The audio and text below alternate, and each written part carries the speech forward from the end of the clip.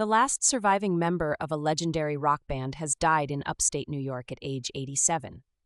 Garth Hudson, who played the organ, accordion, saxophone, and other instruments in the band, died Tuesday morning, according to the Toronto Star.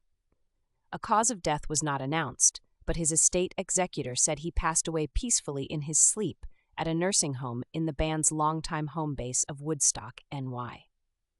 According to Variety, Hudson was known as the quiet member of the group that began as the Hawks, a backup band for rockabilly singer Ronnie Hawkins. Hudson supported Bob Dylan on his first rock tour in 1966 and served as the recording engineer for their legendary basement tapes in West Saugerties. Hudson, guitarist Robbie Robertson, bassist-singer Rick Danko, pianist Richard Manuel, and drummer-singer Levon Helm formed the band and released their first album, Music from Big Pink. Partly based on those tapes with Dylan, the 1968 release featured The Wait and I Shall Be Released, while other songs were released in 1970-75 as The Basement Tapes, with Dylan and the band.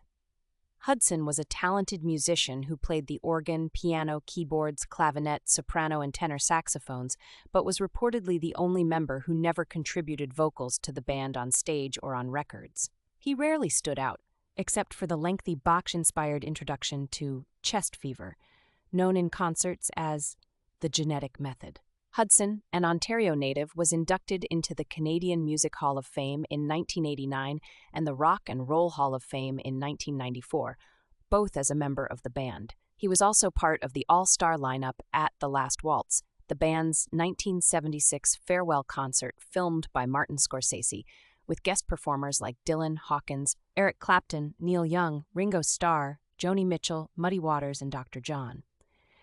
Outside of the band, Hudson performed as a solo artist and with notables like Elton John, Nico Case, Teddy Thompson, and his own 12-piece band, The Best, with his wife Maude Hudson, who died in 2022. Robertson, who died in 2023, praised Garth Hudson in his 2016 memoir, Testimony. He played brilliantly, in a more complex way than anybody we had ever jammed with. He wrote, "Most of us had just picked up our instruments as kids and plowed ahead, but Garth was classically trained and could find musical avenues on the keyboard we didn't know existed. It impressed us deeply."